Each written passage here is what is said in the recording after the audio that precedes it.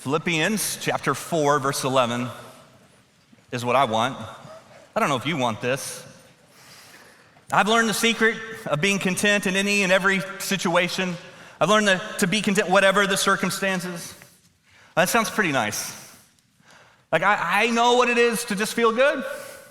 No matter what's happening around me, no matter what situation's unfolding, no matter what's being done to me, no matter what notifications are gonna pop up on my phone in the next 24 hours, I know what it is to be content in that situation. No matter what my financial status is, no matter what my relationships might look like, I know what it is to be content, whatever the circumstances. So Paul's gonna challenge us to be content, and yet here's what I want you to see. I'm gonna kind of give us the way from the beginning. Contentment comes through commitment. We tend to look at these two words and they seem similar.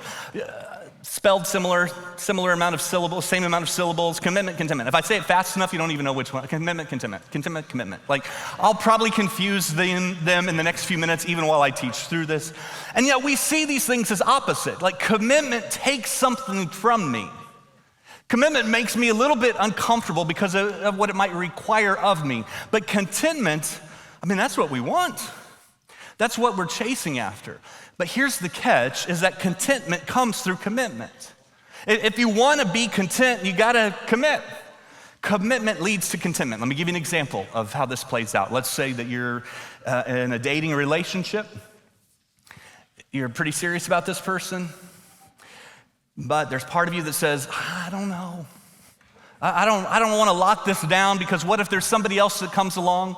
What if someone else would make me happier? I don't want to commit myself because my commitment might lead to discontentment. I'll get married to this person and then somebody else comes along and I wish I wouldn't have committed. But you ask any couple who's been happily married for any time at all, and they would tell you that contentment comes not by keeping your options open, but by closing them. As long as you have all these options open, you're never going to be very content. But when you make a commitment, then contentment comes. And it's your lack of commitment that's leading to discontentment. It doesn't mean that you should marry whoever you're dating right now. It just means that you recognize that commitment is ultimately the pathway to contentment. That's true in your career.